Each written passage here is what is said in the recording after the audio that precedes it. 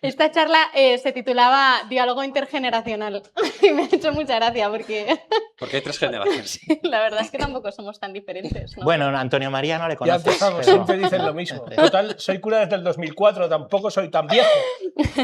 Aquí 20 pone años. desde 10 de julio de 2004. Sí, O sea que les ganas a todos. sí, cuando entraron en el seminario ya era cura. O mucho antes, cuando hicieron la comunión. Perteneces a la Sociedad Misionera de Cristo Rey y estás en zonas rurales, en Cuenca, ¿no? Ruralia. Y además eres doctor en Derecho Canónico, licenciado en Filosofía por la UNED, bachiller en Teología y autor de varios libros, Garabandal, Antes que sea tarde, Desvelos de un cura rural, Libertad de conciencia en la vida religiosa, que esa fue tu tesis doctoral. Exactamente. Eso es. Luego, Acordado. el padre Jesús Silva se ordenó en 2008, el 3 de mayo. Tiene también unos libros maravillosos, Sexo, Cuándo, Cómo y Por qué. No, ¿cómo no? ¿Cómo no? ¿Cuándo no? Sexo, ¿cuándo y por qué? El cómo lo dejo. Ya. Qué calor, tío. Los de... Los jóvenes de mi parroquia decían cuándo y dónde. ¿Cuándo y dónde? Sí. Sí. A lo mejor luego Después de Pep la Borrell charla de puede antes, decir algo. mejor aclararlo. Sí. Lo de cómo lo explica luego Pep, ¿no? Sí. Te amarás a ti mismo como Dios te ama, que ese es buenísimo. El fracaso del ateísmo, que ese es el penúltimo, ¿no? Porque luego está el de la venida del anticristo. No, he escrito Hay más, 5 hay más más. luego Sí, ya. Tengo 20, me he tengo quedado 20. ahí yo. Yo tengo 20 libros ya. Qué tremendo. Y Me aburro. Virginidad 2.0, que es uno de los libros que más recomiendo, sin duda, cuando me escriben. Maravilloso. Y luego ahora eres párroco de 3 parroquias, San Isidro, San Pedro Claver y Virgen del Castillo, y estás especializado en latín, griego y licenciado en teología patrística. Eso es. Y el más jovenzuelo, Millennial. tenemos al padre Bronchalo. Sí. Yo siempre te había llamado Broncalo. Luego... Ese es el de la 1, ¿verdad? Y luego ya me puse a leer Sí. bien. Que fuiste Mientras no me hagas las preguntas que hace él, pues fenomenal. Creo que soy un poco más buena. Bueno, Sí. depende, ¿eh? ¿Sí? Depende, ahora veremos. Tú imagínate que soy Susana Griso. Sí. Bueno, pues Señora, te ordenaste el que 12 de tengo octubre de 2012, gran día, la Mm. verdad.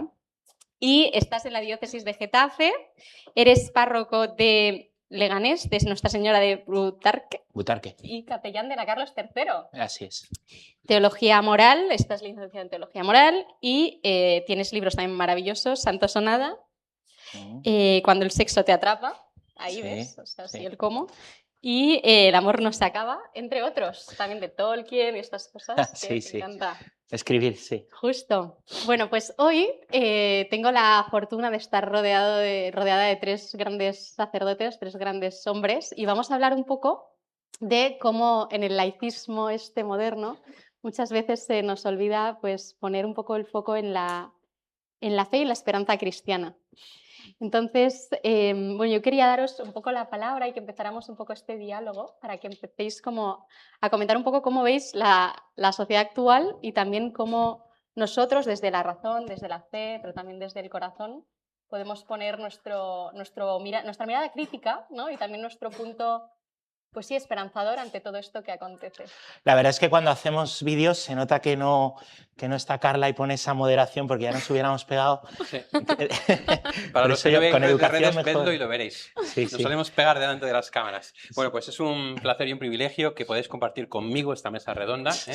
Así que enhorabuena. Bueno, estas mesas redondas, porque son 2, tú gírate para acá, porque son 2 mesas redondas.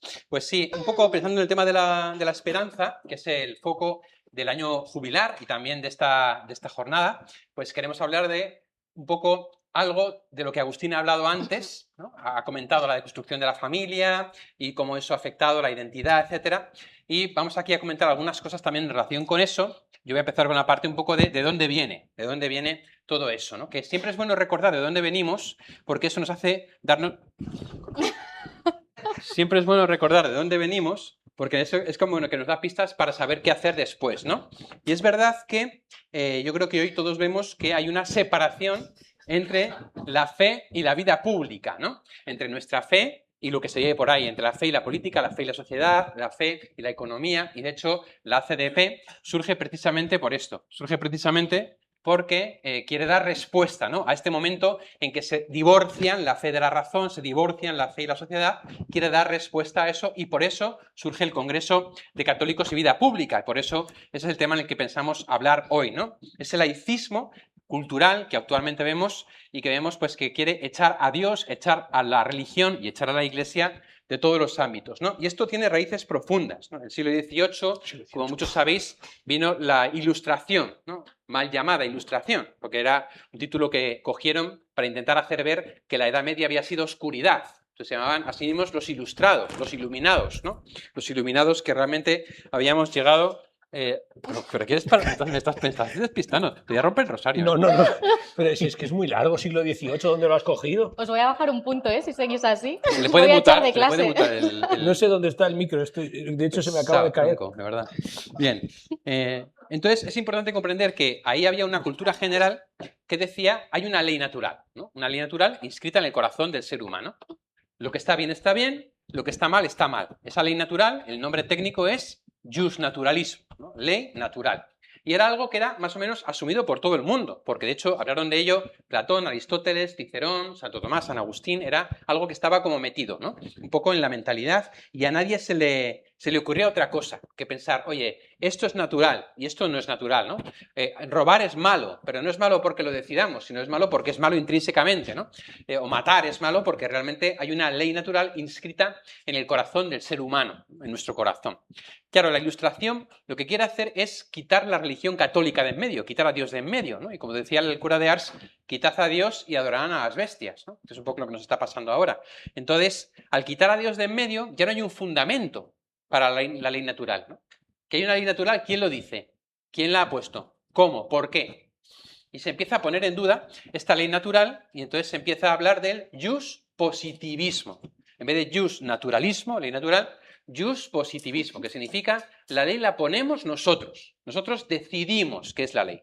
Decidimos qué es el bien y el mal. Ahí lo importante ya no es qué es moral y qué es inmoral, sino qué es legal y qué es ilegal. Y obviamente al principio, siglo XIX, del positivismo, las leyes que había eran muy parecidas a la moral católica, porque veníamos de eso. Pero con el paso del tiempo ha habido una separación radical entre esa ley natural y la ley que el ser humano decide que es ley y que va contra la ley natural, ¿no? Y al final se pone al servicio de la mayoría, de los intereses, de los grupos de poder que tratan de influir para meter sus ideologías, legislar sobre sus ideologías y, por supuesto, controlar, vender y todo lo que está pasando ahora, ¿no?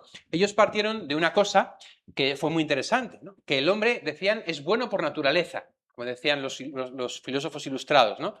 Que el hombre es bueno por naturaleza y que la Iglesia quiere hacernos pensar que es malo. Entonces, quitemos a la Iglesia y el hombre se volverá a ser bueno, ¿no?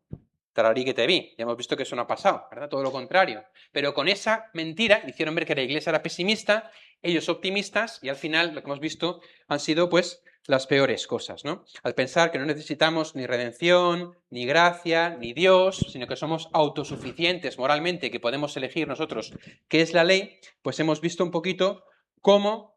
Pues, ¿qué ha pasado en el siglo XX? Las mayores guerras mundiales, los mayores genocidios, las mayores ideologías perniciosas y el avance del que ha hablado Agustín antes, pues de la ideología de género, de la deconstrucción de la familia y de todas las consecuencias un poco de quitar a Dios de en medio y de olvidarnos que hay una ley natural que tenemos que descubrir. Entonces, el hombre deja de saber quién es.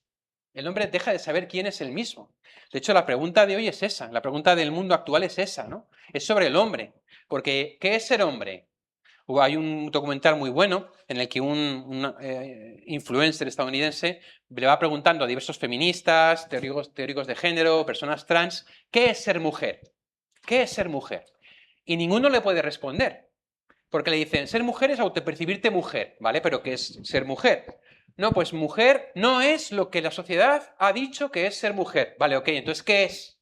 Y le responden la pregunta, bueno, ¿y tú qué dices que es? Bueno, yo creo que una mujer es una persona que ha nacido con genitales femeninos y que tiene cromosomas XX, ¿no? Y los otros se quedan un poco así como rotos porque dicen, eso es lo que está en duda hoy. ¿Quién es el hombre? ¿Qué es ser hombre? ¿Qué es ser mujer? ¿Quién somos nosotros, no? Y ahí el hombre ha perdido la identidad completamente y se ha convertido en alguien completamente influenciable y movible.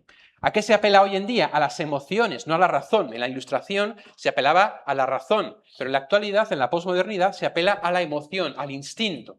De manera que ya no importa si algo es verdad o mentira porque yo te lo razone, sino que yo apelo a tu emoción y digo que los demás son fascistas, que son retrógrados o que son lo que sea para descalificarlos y que lo mío es libertad, lo mío es apertura, lo mío son derechos y entonces lo mío suena mejor. Apelo a tu emoción, no a tu razón. Entonces no voy a hablar de aborto, voy a hablar de derechos reproductivos, de derechos de la mujer, que suena mucho mejor que decir asesinato de un niño pequeño en el seno de su madre.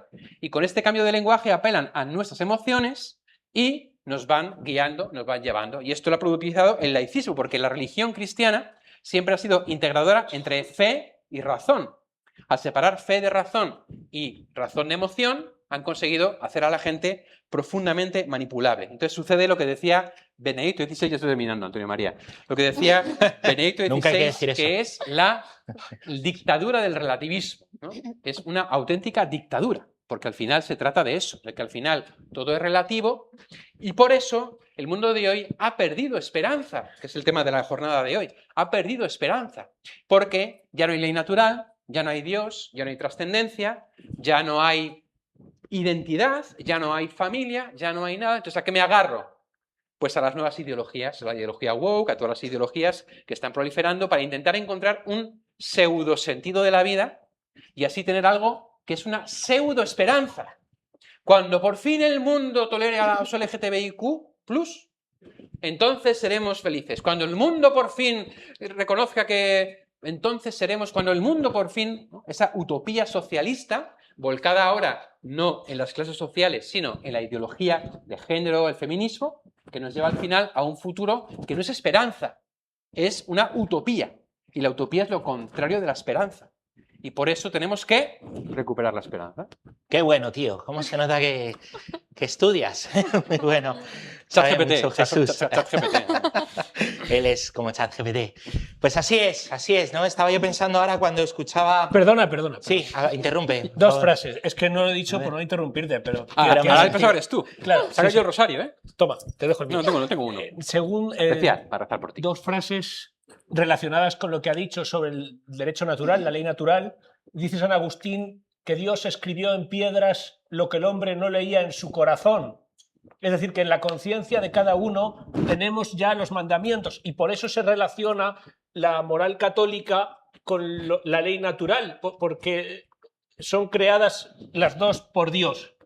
Y sobre el dispositivismo y la importancia de la ley, un político importante iba a decir de nuestro tiempo, bueno, del mío, vosotros ya no sé si lo conocisteis. Julio César. Sí, decía, por encima de la ley no hay nada. Y en ese momento has tirado la lámpara. Porque si no tienes un techo donde sostenerla, no se puede aguantar. Quien aguanta la ley, quien le da moralidad, quien le da fundamento, es Dios. Y si no tienes a Dios, tu ley no vale nada hasta mañana que la cambiemos. Vale el consenso. Sí, lo que decíamos lo que entre digan todos o Eso. unos cuantos, porque tampoco valen todos de verdad, porque no es real. O sea, lo del todos es un todos entre comillas, como el de todos tienen derecho a la vida. O sea, todos son algunos, depende de cuáles, y eligiendo a solo unos pocos el día que yo te diga, en la mesa que yo te diga. Entonces, es como muy relativo. Sus fundamentos básicos también son relativos. Y los que no son relativos, entonces no les gustan. Ya está, ya me puedo ir. Cuidado, no se os vaya a caer alguna lámpara encima. Sí, no, sé si ya lo he mirado bien. antes. Sí, están puestas. Bueno, decía que es muy importante lo que decían estos hermanos porque es verdad que el hombre, claro, decía Jesús, ahora la respuesta de quién es el hombre, pues lo que nosotros construyamos, definamos. Pero en realidad necesitamos comprendernos a la luz de Dios. Es decir, si nosotros respondemos a la pregunta ¿quién es Dios?, nos podemos entender. El cristianismo no se parece a nada. Toda religión es una búsqueda con ese sentido de trascendencia que tenemos, famoso ahora porque Rosalía ha dicho, ¿no? Hay un hueco que no llenan... ¿Vamos a hablar de eso? Sí, ¿no? Bueno, hay que hablar, todo el mundo habla. pues Vamos a hablar nosotros. Ya estoy hablando yo, ya estoy hablando yo. Rosalía es una cantante que canta música. Sí. No, es que no tengo tele. Bueno. Mocedades, como decía, mocedades. Ah, sí. Ahí ya lo ha entendido el hermano. Pues bueno, Rosalía Chaca. recientemente ha dicho esto de que, claro, hay un hueco que no llena pues ningún chico o la fama, el éxito, ¿no? No es que ella haya dicho ahora soy Santa Teresa, pero eso es el sentido religioso de lo que nos está hablando. Toda religión, toda filosofía trata de pues responder desde ese sentido religioso a quién es Dios. Pero es que el catolicismo no se parece a nada, porque es que es Dios quien se ha hecho hombre, quien se ha hecho uno de nosotros. Nosotros estamos muy acostumbrados a escuchar que Dios ha nacido de la Virgen María, que Dios ha muerto, que Dios ha resucitado, tan acostumbrados que ya, pues hasta cuando lo escuchamos damos cabezazos. Os lo digo yo que predico y veo a la gente, ¿verdad? Que se ve todo. Es verdad, pero si lo pensáis, es extraordinario. Un catequista que tengo en la parroquia, que es profesor de música, en un colegio público, dice que tiene una clase en la que habla a los alumnos, me decía el otro día, de, pues él es profesor de música, les cuenta un poco la historia del cristianismo, el acontecimiento cristiano de Cristo, para poder entender después la influencia en la música barroca, el renacimiento, ¿verdad? Musical. Y bueno, pues dice que cuando acabó la clase, un alumno musulmán levantó la mano, dijo, me ha encantado lo que ha dicho, profesor, me ha encantado. Musulmanes, es que allí en tu pueblo no hay, pero no. Vale, hay que explicárselo todo. Un alumno musulmán levantó la mano y dijo, me ha encantado lo que ha dicho, profesor, pero ¿cómo van a hacer Dios de una mujer? Claro, nosotros estamos súper acostumbrados a oírlo, pero esto es una locura, que es que no somos nosotros, a ver, a Dios, es que Dios ha bajado al barro y nos ha dicho que se complace en cargar a la oveja perdida, pecadora, sucia y traerla.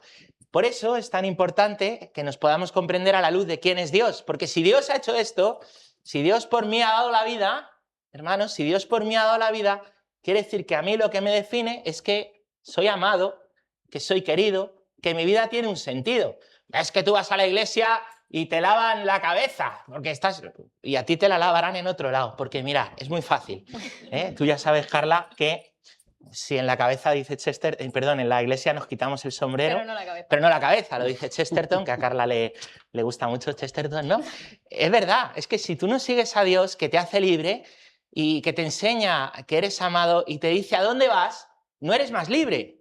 Llegan otros y te llevan a donde quieres, a donde quieren ellos, perdón, a donde tú no quieres y a donde ellos quieren. Es así, todo el mundo sigue a alguien. Si no te catequiza la palabra de Dios, te catequiza Nietzsche, te catequiza Marx, te catequiza Freud, te catequiza Pedro Sánchez o Feijóo, te catequizan las modas de este mundo, ¿sí? Es así, nos catequizan porque todo el mundo está siguiendo alguna voz. La pregunta es si tú sigues la voz de Dios o sigues otras voces para responder, ¿no? Y por eso, pues yo creo que es muy importante para dar esperanza acudir a la palabra de Dios, porque el verdadero progreso no es una huida hacia adelante. Hoy se llama progreso a huida hacia adelante, derechos, derechos, derechos, ¿no? Va a haber un día que vamos a pedir el derecho a ser verdes o a ser azules porque ya no va a haber nada, ¿no?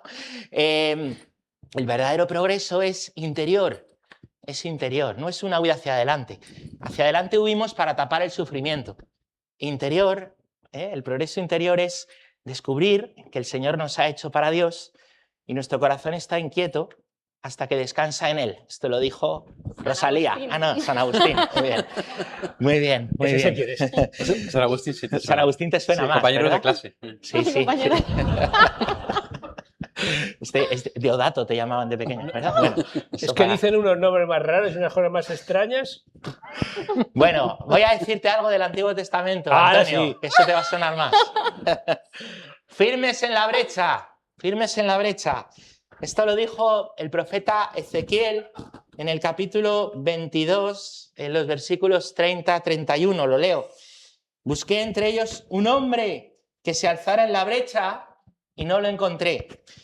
Esto habla de la brecha, que es un hueco en la muralla, y es la parte de la muralla que es vulnerable, es la parte de la muralla por la cual entra el enemigo, y si hay una brecha es porque pues, quien la tiene que defender ha descuidado la muralla o no está dispuesto a ponerse ahí, porque el enemigo siempre va a tratar de entrar por los huecos. Cuando Ezequiel dice esta frase, que la dice el Señor, busqué a un hombre de verdad que quisiera estar firme en la brecha y no lo encontré. Estamos en el siglo VI y hay una crisis muy grande. Es la crisis del exilio babilónico. Vienen los babilonios, que eran lo más pagano que había. Pero es que Israel se ha hecho también muy pagana. Moralmente, Israel está corrompida, políticamente está muy débil, hay muchas luchas de poder, ¿verdad? Y espiritualmente está rota. No como ahora, ¿verdad? Cosas antiguas, estas cosas ya no pasan, ¿no? Y fijaros lo que podemos aprender de este tiempo, ¿no? La ciudad no ha caído del todo, pero está a punto de hacerlo. Y los que están en la ciudad de Jerusalén tienen dos posturas. Algunos se desesperan porque viene el rey babilónico y otros se autojustifican. Ay, pero si no hemos hecho las cosas tan mal, pero si tampoco nos hemos hecho tan paganos, pero si tampoco, ¿no? Tampoco está, no sé. Es la no sé. derechita cobarde. Sí, lo has dicho tú, es verdad, es así. Yo iba a decir, ¿no? Que ahora cuando se dice, ay, qué invasión, que no es que haya mucho islam, que es que hay poco cristianismo. Es lo que a mí me gusta decir. Poco cristianismo. Vamos a dejar el tema. Es verdad, es verdad. Luego ponéis un pitido, ¿no? Bueno, llevando esto a esto de la... Esto es lo que podemos nosotros tomar en tiempos de crisis, ¿no? El miedo o la autojustificación. En aquella época también, en el siglo VI a.C., había falsos profetas que prometían la paz, o decían no pasa nada, no es para tanto, no estamos tan mal, que tapaban las grietas con palabras vacías. Las élites políticas buscaban como alianzas para salvarse, pero la realidad es que el pueblo se había apartado de Dios y por eso Dios permite que el mal rey, que es el babilonio, entre por esa brecha que había descuidado. Dios llora porque no encuentra a nadie que sea capaz de vivir, defender la fe de sus padres, que no encuentra a nadie que sea capaz de defender y de hablar del Dios de Abraham, del Dios de Isaac, del Dios de Jacob. Parece esto como que Dios está hablando, ¿no? De que llegará un hombre que sí va a estar firme en la brecha, que es el que está ahí puesto, que es Jesucristo, Dios mismo hecho hombre, que ha venido a unir el cielo con la tierra.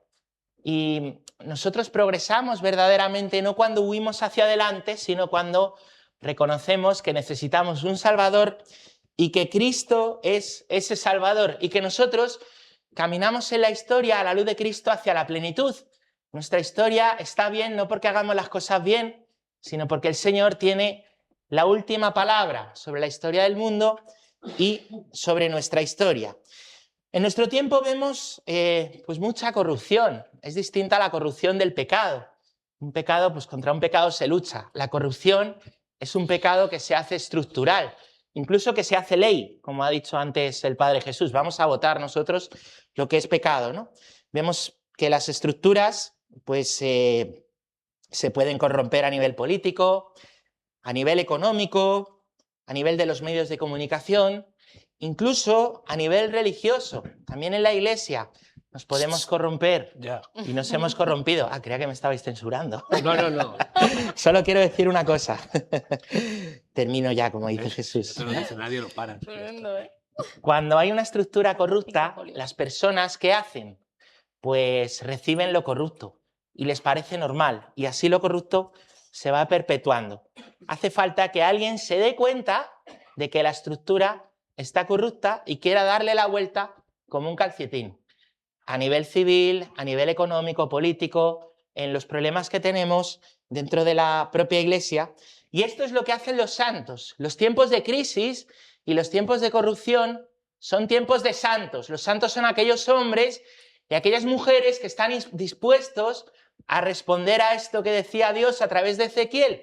Busco un hombre, una mujer que esté dispuesto a estar firme en la brecha y decir, aquí estoy, Señor. Y yo viviendo mi vocación en medio del mundo, siendo mártir en medio del mundo, mártir incluso en medio de la iglesia, pues soy capaz de unir esa brecha, eso que se rompe por la corrupción entre Dios y nosotros. El pueblo de Israel se había apartado de Dios, porque se habían olvidado de él, vino el emperador babilonio. Y nosotros podemos hoy pues, decir que mal está todo, nos hemos apartado de Dios, pero tendríamos que también decir, pero Dios no se ha apartado de nosotros, ¿no? Y el emperador babilonio es muy malo, pero nosotros hemos tenido también la culpa por descuidar a nuestro Dios, por descuidar a nuestro Salvador, y a partir de ahora vamos a ponernos de nuevo en la brecha. Estar firmes en la brecha es ponerse donde el mundo está roto, por donde entra el enemigo. Es levantar en ese punto la bandera de Cristo. Es responder a la voz de Dios que dice, ¿quién irá por mí? Y decir, aquí estoy. Es estar en la noche, en el dolor, en el vacío y en los vacíos de nuestro tiempo. Y no escapar, sino convertirse en un muro vivo que sostiene la fe, que sostiene a los hermanos más débiles, que sostiene la verdad. Estar firmes en la brecha es creer contra toda esperanza, aunque nuestra civilización se desmorone. Creer que Dios es fiel y que su victoria ya está dada. Y permanecer firmes porque Dios tiene la última palabra de la historia y, como decía Juan Pablo II, a cada generación le bastan un puñado de santos que estén dispuestos a decir sí a Cristo y vivir sin corrupción, aunque se rían de ellos, les lleven la contraria o en la propia iglesia les digan que son unos exagerados y unos ridículos. Por eso, Antonio, santos o nada. No me aplaudas. Pero si no te aplaudo, me levanto y te doy un abrazo. Déjate de aplaudir y empieza. Y empieza. Armados con el rosario, ¿eh? O sea, esto no es un decir. Donde está el peligro crece también lo que salva, pero no crece solo. Salió el sembrador a sembrar y un poquito cayó en el camino y otro poquito se lo llevaron los pájaros y otro poquito cayó en tierra buena. Y la tierra buena eres tú, porque el tú que siembra y el tú que estás aquí sois la misma persona, porque no soy yo, es Cristo quien vive en mí. Y a esto hay que ponerle agenda y horario. Hermanos, ir a misa los domingos es lo necesario para no ir al infierno, para estar en gracia de Dios, para plantar la batalla en la brecha de los santos que decía Francisco Javier. No nos basta comulgar los domingos. Y gracias a Dios vivimos en un país que para ir a misa en algunos casos hay que andar un poco y en otros casos hay que coger un coche. Pero en ningún caso hay que hacer noche, que hay países que sí. Y a veces no sabemos lo que tenemos. En nuestra misión en Perú, uno de los sacerdotes apareció en un pueblo donde van una vez al mes y llegó una señora y le preguntó, oiga, una pregunta, ¿mañana habrá bautizos? Le dice, sí, hija mía, a las 11, procura no llegar tarde. Gracias. Y se marchó. Y al día siguiente todos los bautizos fueron a las 11 y a las 12, cuando acababan y se marchaba el misionero, llegó la señora con 3 críos, uno en brazos y uno en cada mano. Y le dijo, muchacha, ¿cómo has llegado tarde? Dice, mire, padrecito, es que yo vine ayer a preguntarle para no traerlos si no había. Vivo a 8 horas andando. Cuando usted me dijo que sí, volví a buscarlos y acabo de llegar. O sea que ya había caminado 8 y 8 y 8, 24 horas para bautizar a sus hijos. Entonces nuestra sociedad corre el peligro, nuestra España cristiana, por lo menos en lo que se refiere a la estructura y a los templos, de que como ya puedo ir mañana, pues mira, hoy no he podido ir y mañana será otro día. Para comulgar cada día hace falta lo mismo que para ir a trabajar cada día. ¿Dónde tengo el trabajo? ¿Cuánto tardo? ¿Si hay retención o no? ¿Si voy en coche o en transporte público? Y normalmente, por lo menos hasta la pandemia, nadie llegaba tarde al trabajo. Ahora con lo del teletrabajo, pues ya cada uno hace lo que puede donde puede. Pero si quieres los fines, tienes que poner los medios. Y el amor a la Eucaristía solo se manifiesta comulgando y en la adoración. No hay nada más. Bueno, puedes poner un tuit, una foto en Instagram, santiguarte al pasar por una iglesia, pero de verdad, cuando te implicas, cuando tu horario personal te afecta es cuando estás sacrificando algo, que es lo que implica amar. En el instituto, en clase de religión, dije un día, se me ocurrió la barbaridad de decir que el amor implica sacrificarse por la persona amada. Y una de las chicas de primera fila que había escogido religión dijo, sí, anda. Y me quedé mirando y digo, anda, ¿dónde? Quiero decir, ¿por dónde quieres que te coja? Porque tú me estás diciendo que amar a tu madre no implica sacrificarte por ella. Y me dijo, eso es lo que estoy diciendo. Entonces, claro, hasta donde yo sé, luego ya cuando nacieron ellos igual cambió, Sí, pero el ya amar no. implica sacrificarse y por la Eucaristía también. Entonces, si no te duele un poco, si no renuncias a algo, no te está costando nada y uno valora lo que le cuesta. Entonces es tan sencillo como, yo solo voy a misa los domingos. Bueno, pues a partir de mañana es domingo, por cierto, Hay que ir. 4 veces. A partir del lunes, yo voy a pensar un día entre el lunes y el viernes para ir a comulgar. Y si no puedo comulgar, hago una comunión espiritual o me confieso para poder. Ya. Y la semana siguiente lo vuelvo a hacer. Y así estoy 2 meses. Y después de Navidad lo cojo con ganas y ya voy 3 veces a comulgar. Como se hace con todo. Es que para perder peso vamos al gimnasio y si el entrenador ese personal que se han sacado ahora de la manga te dice que tienes que hacer 20 flexiones, haces 20 flexiones. Si te tienes que subir a la máquina 3, te subes a la máquina 3. Y todo el mundo lo ve fantástico. Y los que tienen problemas de corazón que les hacen andar, ya estarían en Toledo pero andando, porque su salud lo manda. Y todo el mundo dice, claro, perdón. Y entonces dedicamos 2 horas a nuestra salud del cuerpo y no podemos dedicar 28 minutos en los sitios donde hacen municiones y preces, 34, a comulgar. Es como sencillo. Pero como lo hemos oído tanto, segundo, el rosario. Yo no sé si en la España cristiana, los que estamos aquí, rezamos el rosario cada día, pero a lo mejor nos sorprenderíamos a mano alzada, no lo voy a hacer. Pero no me contento con eso. ¿Tú a cuántas personas le has explicado en el mes de octubre, que es el mes del rosario, cómo se reza el rosario?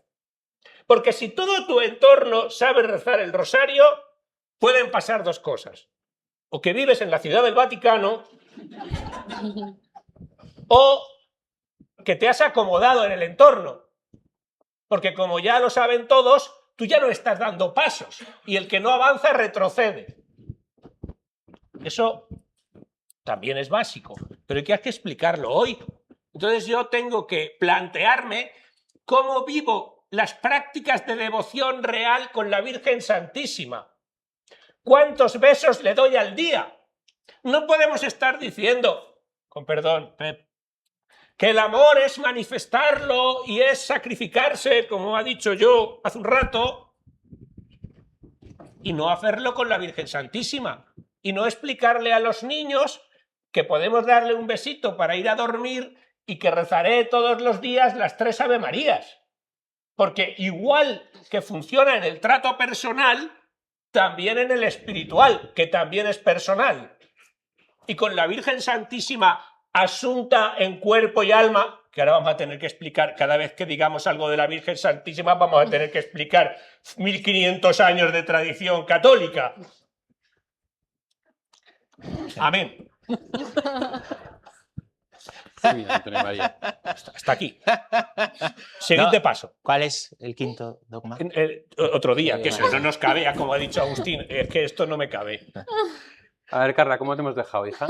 Espérate, que no he terminado. Yo creo que Pero también no era terminó. una coma, Es que no sí, era Pero qué uno. pesado, tío. Qué pesado, No, o tío. sea, sí, acabo de empezar. ¿Pero qué dices? Son Está en el prólogo. 34 minutos. Eso es la suma de todos. Siempre me hacen Es lo que María, mismo. no le Si tenías veis que los haber invitado a vídeos, él. No le tenías que haber invitado a él. Perdona. y luego hay una cosa que os hará reír, pero que pasa cada vez más.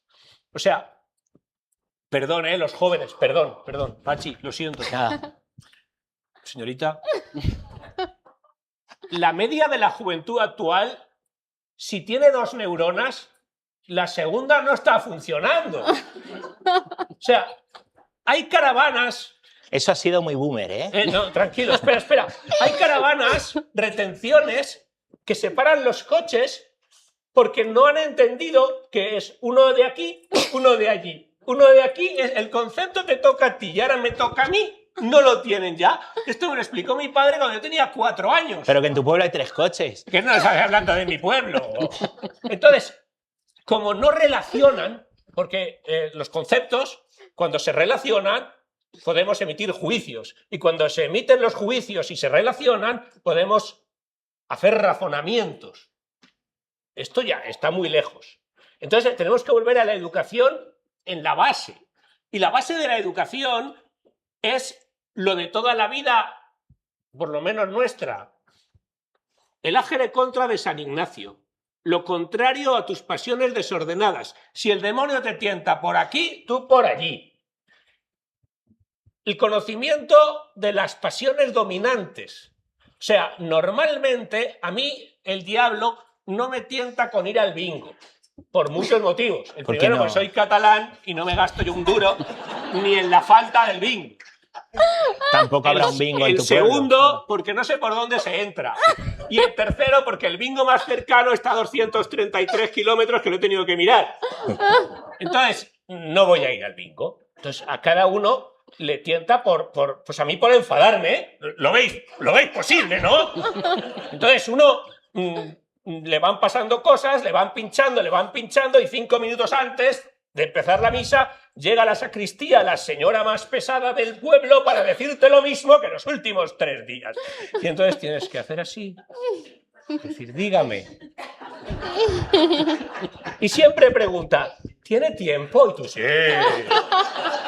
Están tocando las campanas del tercer toque. ¡Pam!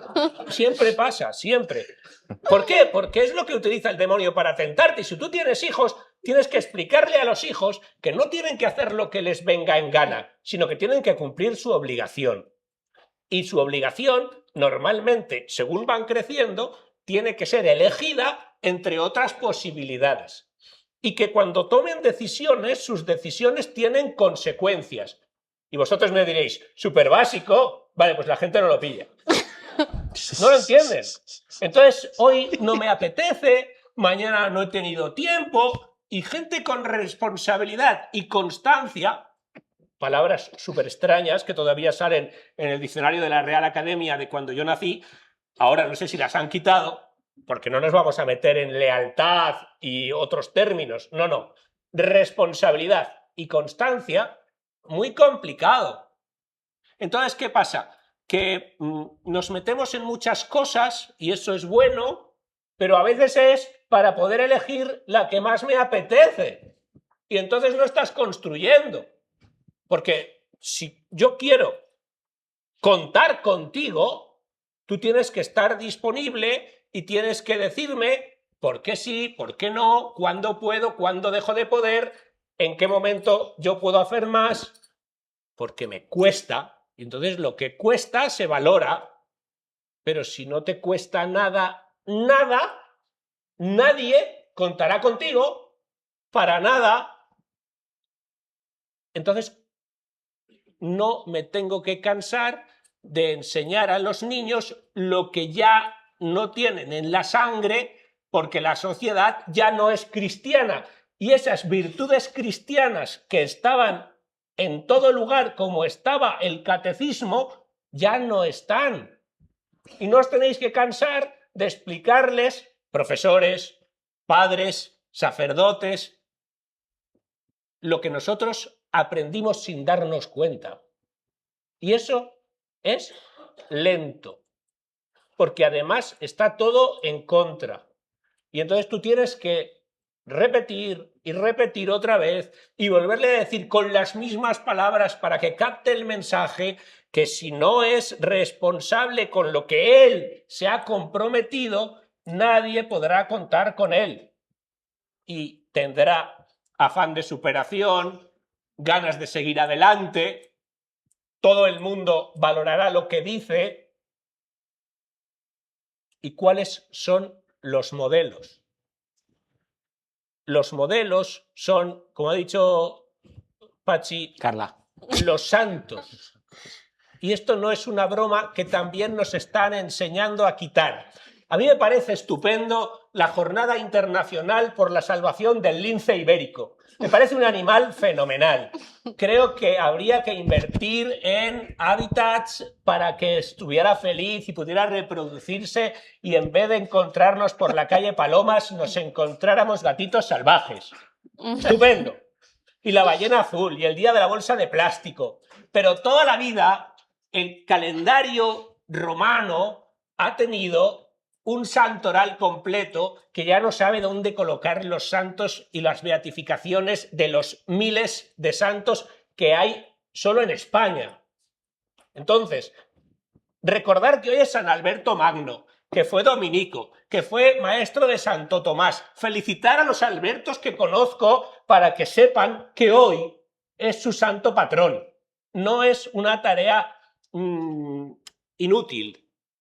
Esto es mucho más serio de lo que parece.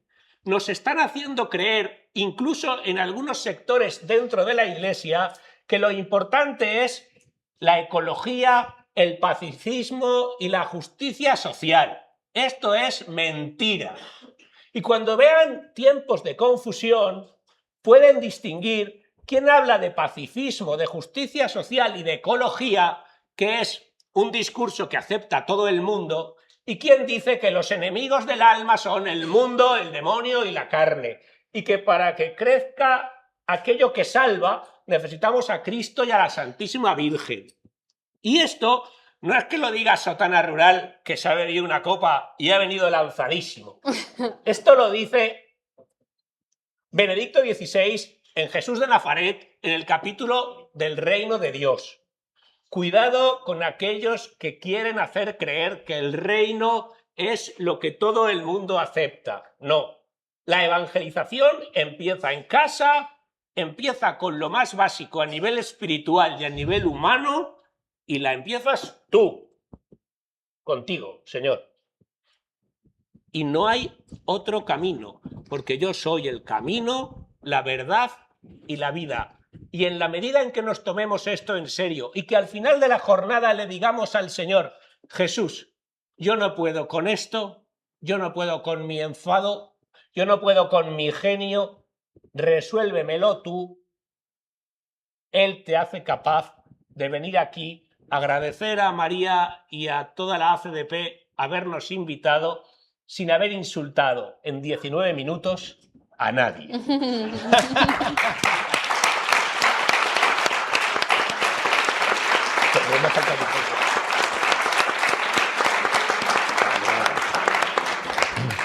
Lo has hecho muy bien, Carla. Muchas gracias. Enhorabuena, enhorabuena. Felicidades. Dinos algo. Sí, algo. tenía aquí mis notitas, porque, o sea, nos habéis dejado a mi generación un poquito regular. Por lo de las neuronas. No, pero Hombre. ha sido él. Y luego vemos a Es Rosalía verdad. que cita a Simone Weil, que muchos de aquí seguro que no la conocen, o sea, que ojo que igual hay cositas que sí están bien. Entonces yo quería... No sé quién es Simone Weil. Luego te la Luego, presento. Métele en la jaula otra vez. Jesús. No, a ver, o sea, como que cuando yo escuchaba esto, ¿no? De tu esperanza, me venía mucho al corazón como la idea de que la esperanza es posible cuando hay un encuentro que te suscita eso. Y eso es un poco como lo que a mí me venía al corazón, porque me da la sensación de que mi generación, y hablo también pues, por mi caso personal, que yo he vivido en una sensación de orfandad durante muchísimo tiempo, durante toda la adolescencia. O sea, nuestra generación, lo dice François Xavier Bellamy en uno de sus libros maravillosos, habla de los desheredados, ¿no? De que en nuestra generación pues, se nos ha privado a la posibilidad de acceder a esas verdades tan maravillosas que toda la humanidad había recolectando durante muchísimo tiempo, ¿no? Es como que nuestros padres se han empeñado tanto en darnos lo que ellos no han tenido, que se han olvidado de darnos lo bueno que sí han tenido, ¿no? Y hablo de nuestros padres, pero en general creo que cuando hablamos de la antigua civilización cristiana, porque hoy en día ya no se puede decir que España sea cristiana, pues estamos también teniendo mucho en mente esto, ¿no? O sea, hoy en día yo no sabía quién era Jesucristo hasta los 16 años y a mí me venía igual de nuevas que me hablaran de Jesús que me hablaran de Buda, que me hablaran de Mahoma. y sí, celebraba la Navidad, pero yo no comprendía la esencia de la Navidad, ¿no? Y creo que esto nos ha pasado mucho a nuestra generación. Y el fondo ha sido porque yo creo que las generaciones que nos preceden se han confiado mucho de que esa ley natural iba a hacer de las suyas, porque igual no teníamos en cuenta de que habría un lobo que nos intentaría, pues eso, que por esa brecha entrarán pues cositas que... Un lobo y un lobby. Totalmente. Entonces creo que nosotros hemos crecido, al menos mi generación y también la de ahora, con una sensación de orfandad tremenda, ¿no? La revolución industrial, y todo nace de la familia. La revolución industrial saca al padre de la familia, la revolución sexual saca a la madre de la familia, y la revolución tecnológica saca al niño que ya estaba solo, sin padres, ¿no? Huérfano, le saca de la posibilidad de conocer el mundo y comprender a través del mundo pues las verdades que nos transmite el poder ver el ciclo natural de las frutas, ¿no? O sea, de cómo funciona todo. Entonces, las pantallas también han tenido muchísimo que ver con esa desesperanza en la que vivimos inundados, y esto creo que es algo que todos compartimos. Pero en esa sensación de orfandad nos hemos olvidado también de que en el encuentro con el otro yo puedo reconocer, gracias a su mirada, que yo soy bueno, ¿no? O sea, vivimos en la idea de desconfío del otro, el otro es un lobo para mí, yo ya no confío en que el otro pueda hacerme bien, ¿no? O sea, al menos yo he crecido con esa idea, es un poco lo que vemos, entonces vivimos profundamente desesperanzados. Y eso también va muy ligado con algo que es lo que yo creo que más impotencia me da, que creo que es que se nos ha arrebatado a nuestra generación, que es la posibilidad de creer que podemos llegar a hacer cosas heroicas, ¿no? Vosotros habláis mucho en muchas ocasiones de la aventura, de la épica, de cómo las personas, y los jóvenes en especial, en esa efervescencia adolescente, ¿no? Tenemos la capacidad de comprender que somos capaces de grandes cosas con los demás. Entonces, vivimos sin esperanza porque no hay posibilidad de encuentro y de comunión, porque no me fío de mí mismo, no me fío de los demás, y vivimos eso totalmente desarraigados y en un desasosiego tremendo. Pero creo que vivamos en este contexto es súper esperanzador, porque ante esa desazón tan grande, ¿no?, en la que vivimos tantos jóvenes, al final el corazón reclama todo, ¿no? Y grita, ¿no? Y te quiere, o sea, quiere ser saciado. Y el mundo nos engaña con propuestas mentirosas. Y al final, como estamos a edades tan tempranas, ya tan decepcionados con el mundo, tenemos la gran oportunidad de anunciar a nosotros, la generación de jóvenes, que no conocemos quién es Jesús, porque nadie nos ha hablado de quién es. Muchísima gente, de verdad que no, o sea, yo misma no sabía, no soy ya tan joven. Mi hermana, tantas personas que me escriben pues, por redes y demás, no tienen ni idea de qué es una misa, les suena igual la oración que el nirvana, ¿no?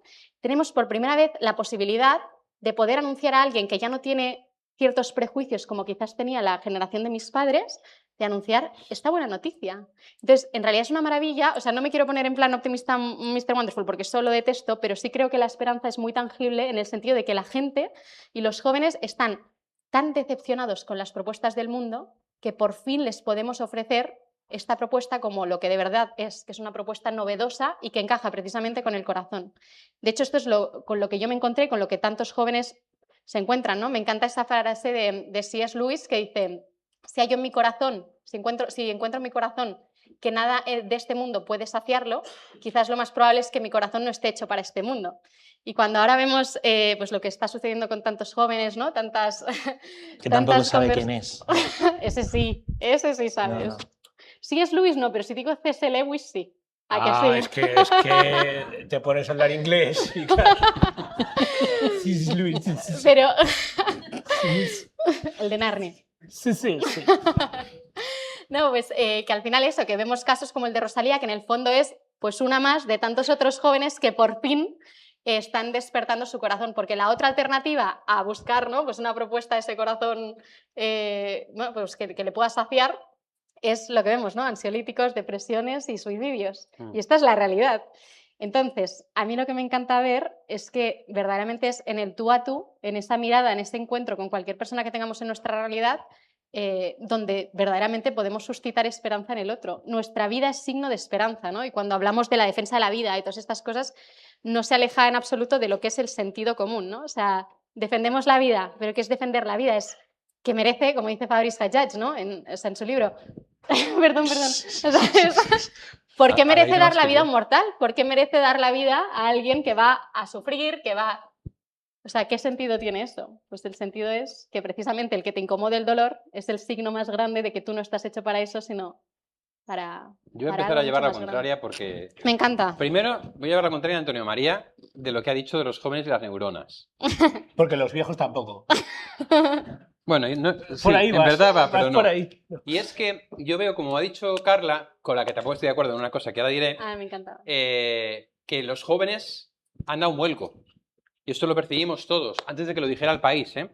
Ya lo veníamos diciendo muchos sacerdotes en España, en Estados Unidos, en otros lugares como Francia, quizá un poco antes que nosotros.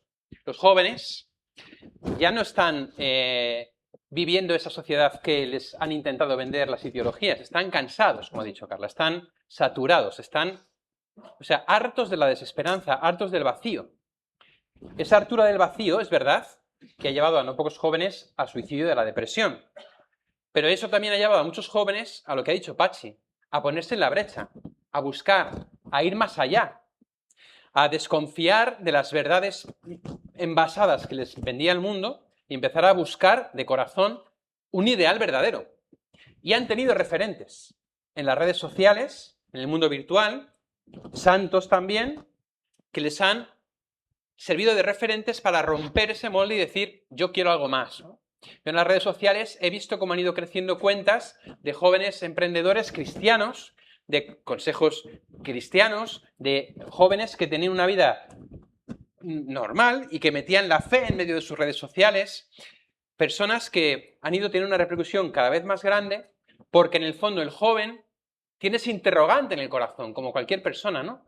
Que si nada en este mundo me sacia, ¿no? Como decía Carla, y quiero buscar algo que me sacie que no es de este mundo, ¿quién me lo da? Y han encontrado referentes.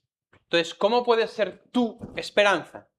Tienes que convertirte en un referente, pero no en las redes sociales, porque no todos estamos hechos para eso. Si no, mirad la red de Antonio María, que lo hace fatal. Sino en tu día a día, con tu familia, con tus vecinos, con tus amigos, con tus compañeros, en ese desafío, lanzarles preguntas, atreverte a llevar la contraria, porque cuando he dicho lo de la derechita cobarde, que lo he dicho un poco en broma, ¿no?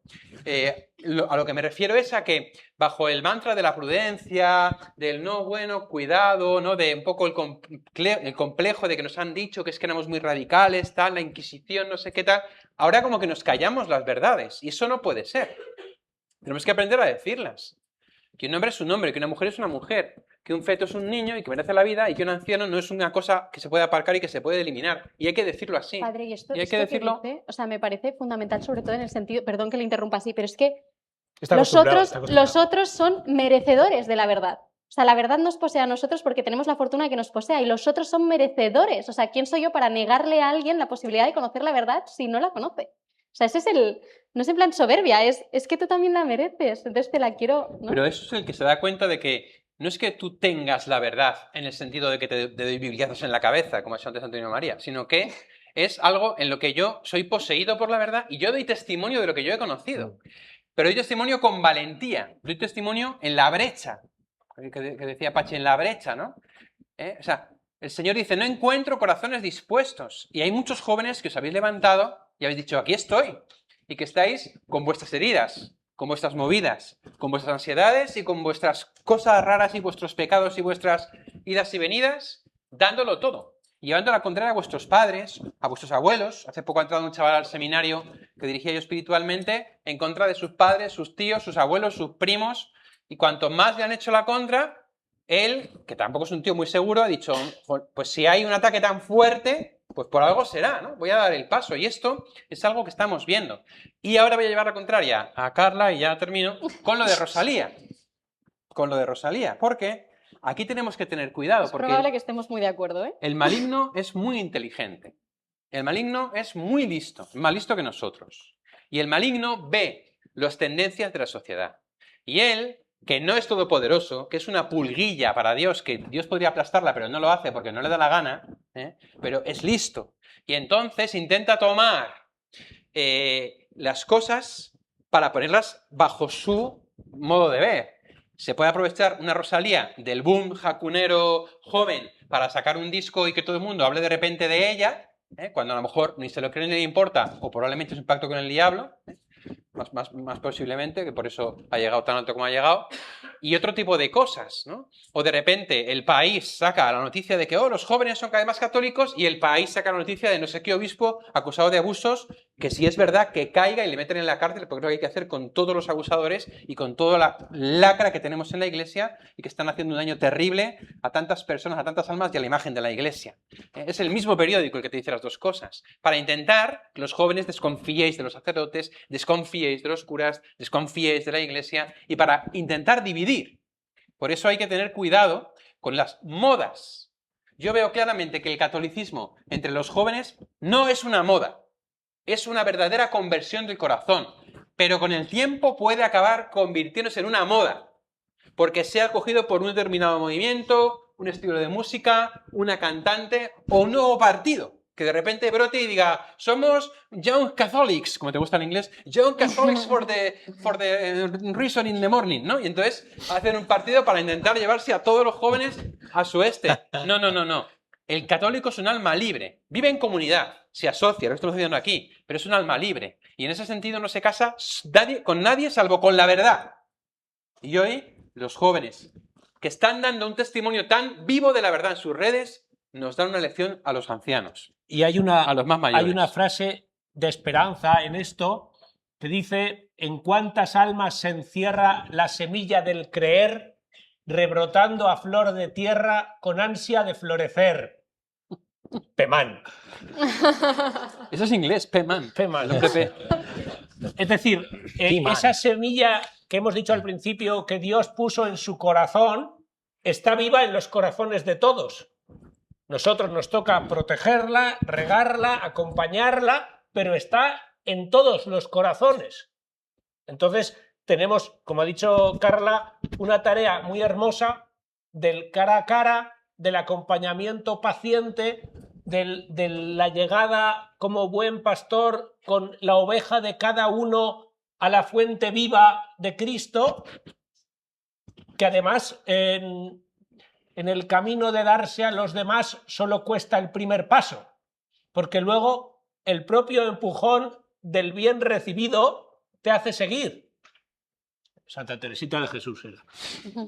Entonces, esto es un animaros a entender la amistad como un dar sin nada a cambio el bien eterno, y que para algunos solo sois vosotros los que lo pueden hacer, porque a mi pueblo no van a venir, porque no van a leer el catecismo, porque en su casa no tienen ambiente favorable. Hay gente a la que si tú no le hablas de Dios, nadie le hablará de Dios. Exacto, eso es. Tal cual. Gracias, hombre, estamos de acuerdo en algo. Menos mal. Muy bien dicho. Pachi, termina. Pienso lo mismo que. Y Carla, decía, le quedaban cosas por decir ahí. Ya, yo voy anotando, es que os voy escuchando y me Solamente vienen Si cada vez ideas. que hablamos pone algo más. Tomo apuntes, luego hay Solo examen. a ver qué te parece, Carla. Pero fíjate, es verdad, ¿no? Que lo que tú decías, muchos jóvenes han crecido y han crecido sin Dios. Porque lo rompedor,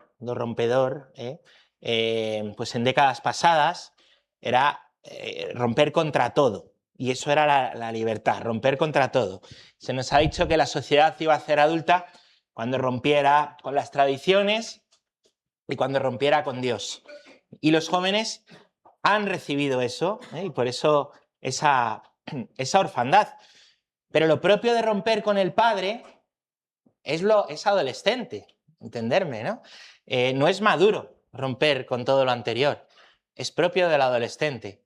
Lo propio y lo maduro es que después de que el adolescente ha roto con todo, se reconcilia con la historia. Y en esto hay que ayudar mucho nosotros a los jóvenes, ¿no? En este impulso, en este deseo que tienen, ¿no?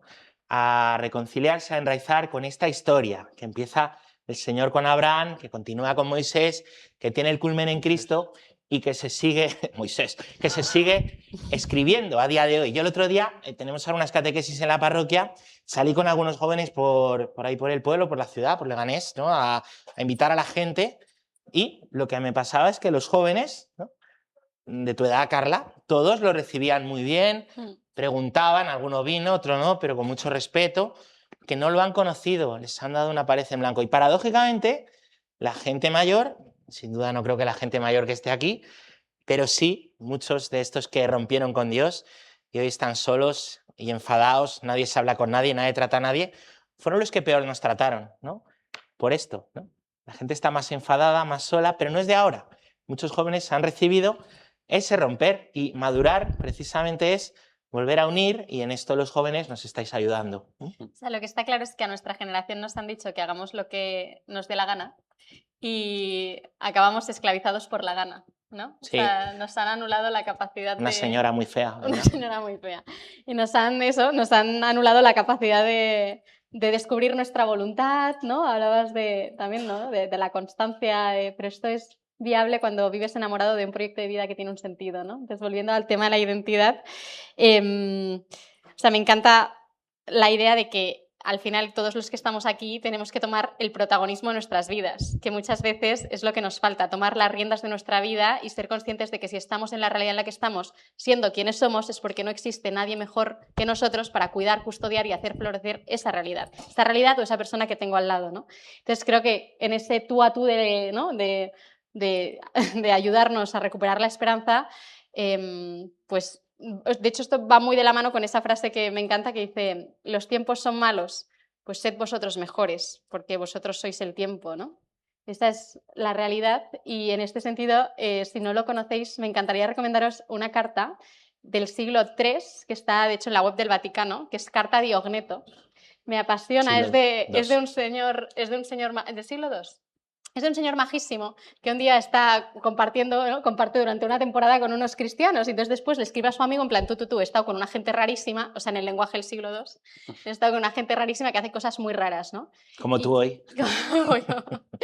Y es buenísimo porque releer esa carta, ¿no? del siglo II te hace comprender cómo antes tenían quizás mucho más integrado este sentido del protagonismo de tengo la misión de ofrecer a los demás la verdad que merecen y de la que se les ha privado, ¿no?